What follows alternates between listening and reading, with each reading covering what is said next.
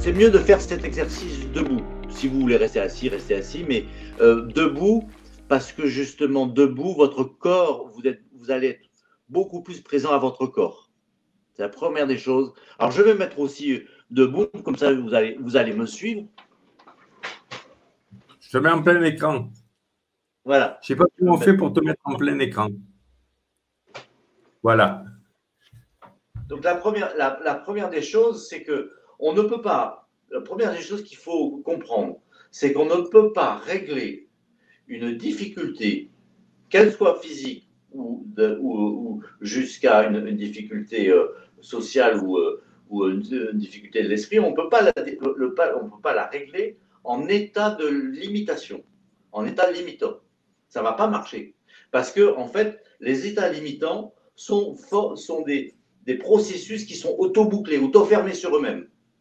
Donc, la première des choses, vous allez poser au sol un espace où vous allez penser à quelque chose que vous voudriez, voilà, ça peut être une douleur, quelque chose qui vous gêne, une douleur dans le corps, quelque chose qui vous gêne par rapport à une situation que vous vivez, ça peut être y compris dans les relations. Vous le posez devant vous et vous faites un pas en arrière.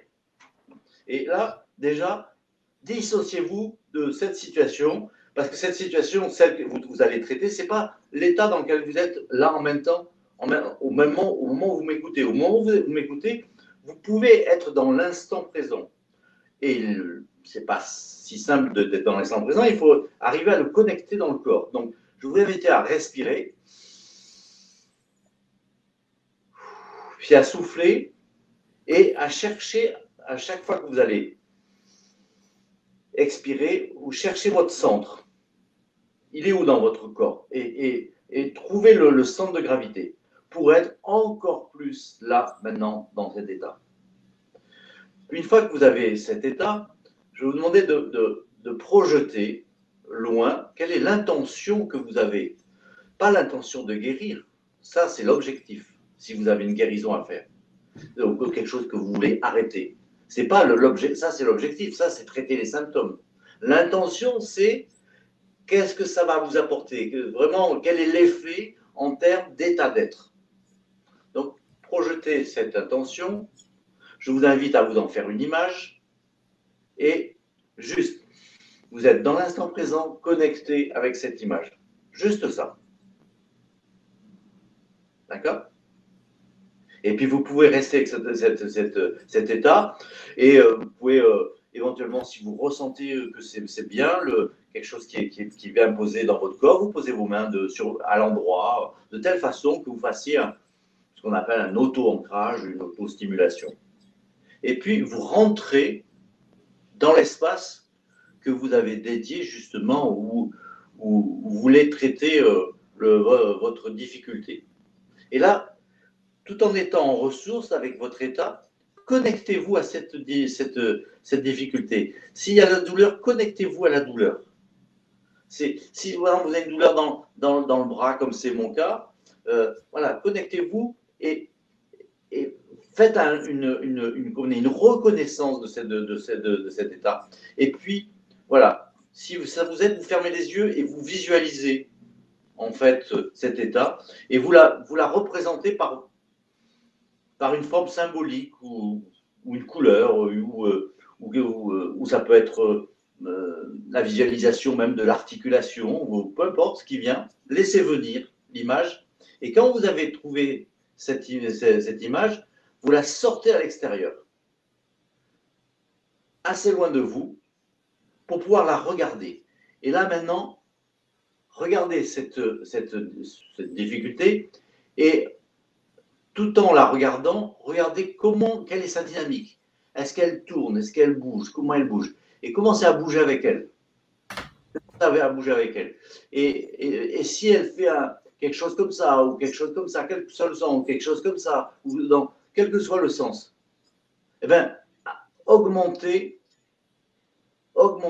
le mouvement, augmentez-le pour, en fait, sentir vraiment que vous êtes en communication. Parce qu'en l'augmentant, ouais, effectivement, la douleur augmente. Et puis, quand vous avez bien pris contact avec cette avec la sensation qui est associée donc à cette représentation, vous allez la ralentir. Vous ralentissez le mouvement, vous ralentissez, jusqu'à qu'elle s'arrête.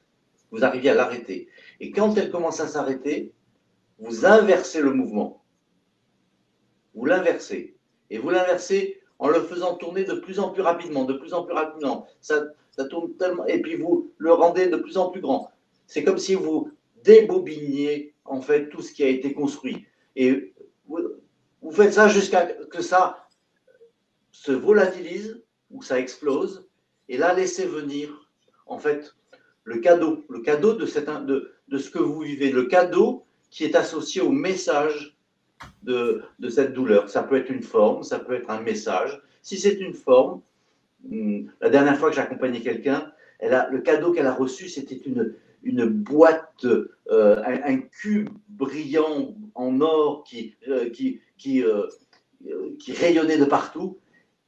Et je lui dis, et quel est le message que te donne ce cadeau?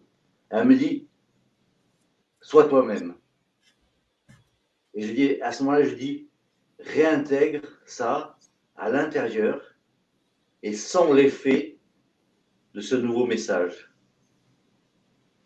Et sens partout dans le corps comment ça se... Quel est l'effet. Alors, dans le cas de la personne que j'accompagnais, ça l'avait détendu dans des zones du corps qui n'étaient jamais détendues. Donc, faites ce travail. Là, vous m'avez juste entendu accompagner, mais vous pouvez le faire vous-même, le répéter à votre rythme. Vous mettez en état de ressource. Vous rentrez en état de ressource dans l'espace où vous avez quelque chose à traiter. Vous visualisez, vous connectez, vous visualisez la zone qui vous intéresse, si c'est une zone du corps ou si c'est quelque chose, ça peut être quelque chose de l'ordre de la relation. Vous le visualisez, où c'est que c'est situé dans votre corps. Vous trouvez la forme, la représentation, vous la sortez dehors, vous la regardez, et puis vous regardez comment elle vit, comment elle tourne, quelle est sa dynamique. Et puis vous accompagnez pour pouvoir vraiment comprendre son mouvement. Puis vous le ralentissez, vous l'arrêtez, et vous commencez à débobiner.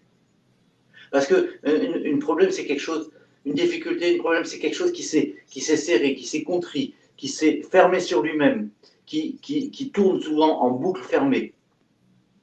Et c'est comme une pelote qui s'est agglomérée. Et puis, il faut arriver à défaire cette pelote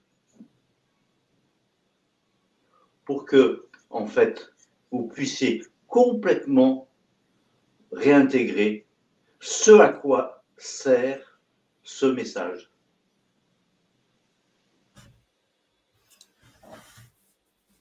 Parfait.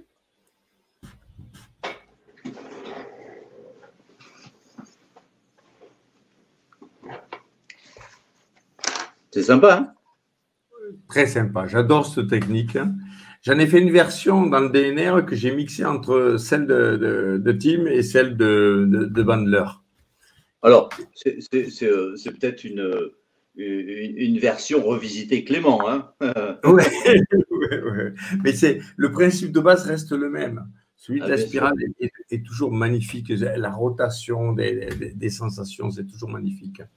Ce qui est extraordinaire dans cette technique, c'est de se rendre compte que, en fait, un symptôme, un problème, une difficulté, quelque chose qui nous gêne, quelle que soit l'étiquette que tu vas lui mettre, ça, elle n'est pas notre étiquette, mais quelle que soit l'étiquette, cette étiquette, elle a une réalité en termes de représentation.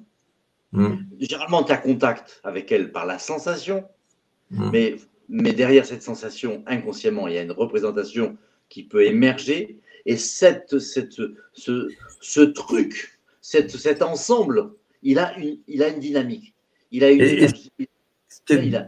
Génial là-dedans, c'est de partir de nos sensations corporelles, d'un ressenti, parce que dès qu'on a une émotion, qu'est-ce que c'est? C'est quelque chose qui ne peut s'exprimer qu'à travers le corps.